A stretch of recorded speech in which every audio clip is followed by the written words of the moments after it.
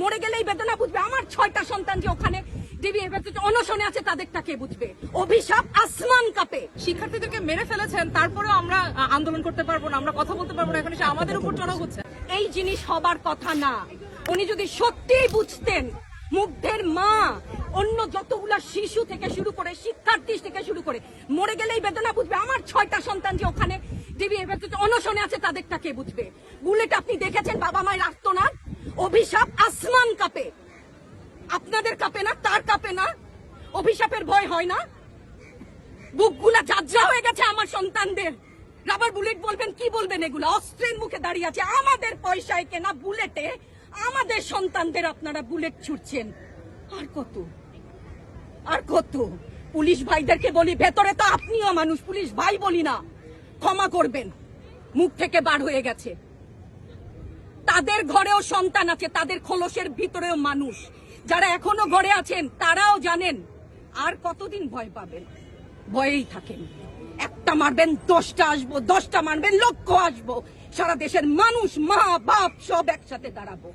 ওদের সন্তানকে মানুষ করার জন্য আমাদের কাছে, শিক্ষকদের কাছে পাঠিয়েছিল। কি জবাব দিব?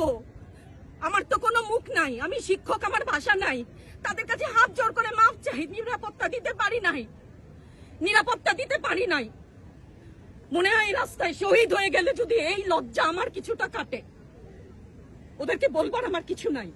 আমি হিজাব পরি, বলেন আমি হচ্ছে গে জঙ্গি। আরো বলেন না, যারাই প্রতিবাদ করছে জঙ্গি। হ্যাঁ, 71-এর সময়ের জঙ্গি এক যদি চেহারা অমন হয়, 24-এর জঙ্গির চেহারা এরকম হবে। তাহলে দল করলেই কেন? দল করার এটা স্বীকৃতি দিতে হবে না। দল করলে ক্ষতি কি?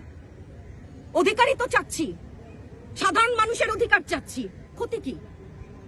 কেন বারবার আমাদেরকে এই কথাটা শুনতে হয়? এই বিভাজনের সুযোগ তো তারা বারবার নিয়েছে, আবার কেন?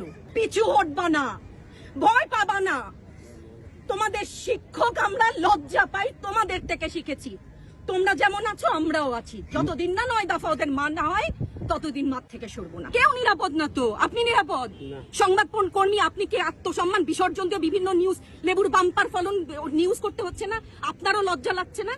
আত্মীয় স্বজনের কাছে মুখ দেখাতে পারছেন না তো? আপনার হয়ে আমি লড়ছি, আমাকে সহায়তা করেন। Thank you. সমন্বয়কদেরকে তো ধরে নিয়ে কি এক নিরাপত্তা হেফাজত, যে যার কোনো ধরনের এরকম কোনো এক্সাম্পলই নাই সারা পৃথিবীতে, সেই জিনিসের নাম করে তাদেরকে আটকে রেখেছে এবং সেখানে 32 ঘন্টা ধরে আমাদের এই শিক্ষার্থীরা অনশনে আছে।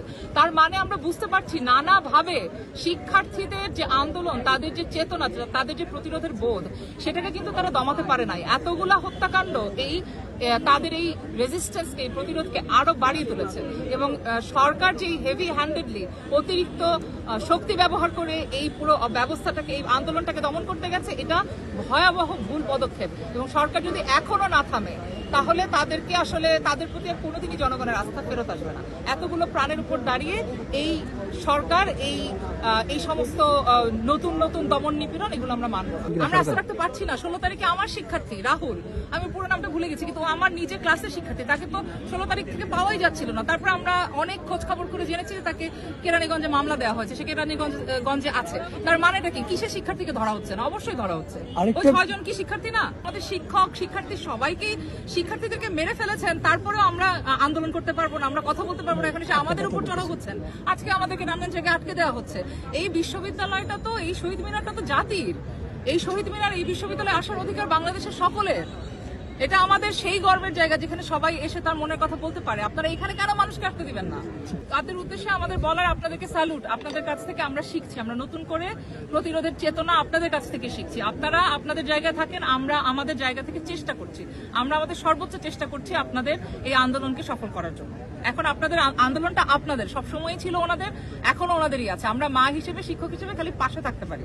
আমরা কিন্তু ওনাদের আন্দোলন করে দিচ্ছি না, ওনারা ওনাদের আন্দোলন করছেন। এটা খুব পরিষ্কারভাবে সবার বুঝতে হবে। শিক্ষার্থীদের আন্দোলন শিক্ষার্থীদের, এবং তারা খুবই যুক্তিসঙ্গতভাবে, খুবই সুশৃঙ্খলভাবে আন্দোলনটা করছে। সেই আন্দোলনে আমরা খালি সাথী হতে পারি, সেটাই আমরা হওয়ার চেষ্টা করছি। ধন্যবাদ।